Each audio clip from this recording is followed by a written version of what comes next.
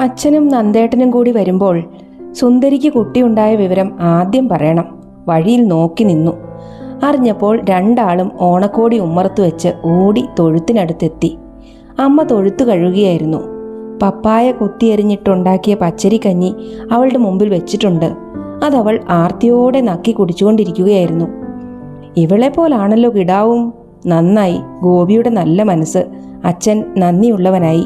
കൈയോടെ ആ ഓണക്കോടിയും കൊടുത്ത് വിവരം പറഞ്ഞിട്ട് വാ.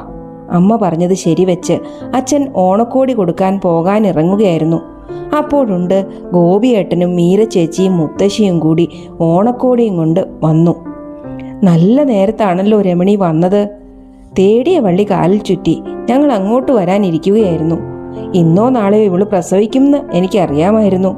പശുക്കിടാവായത് നന്നായി. അമ്മ ഓടിപ്പോയി കാപ്പി ഉണ്ടാക്കി. മഞ്ചേച്ചിക്ക് പനിയായതുകൊണ്ടാണ് വരാത്തതെന്ന് മീരച്ചേച്ചി പറഞ്ഞു. ഓണക്കോടി മുത്തശ്ശിയുടെ കയ്യിൽ നിന്ന് വാങ്ങി.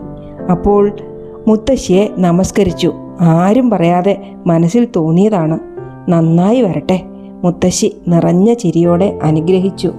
നിറയെ പൂക്കൾ തുന്നിച്ചേർത്ത നല്ലൊരു ഉടുപ്പായിരുന്നു. കോടി മുഖത്തു ചേർത്തപ്പോൾ പുതുമണം. പുതിയ തുണികൾക്ക് എവിടുന്നാണാവോ ഈ മണം?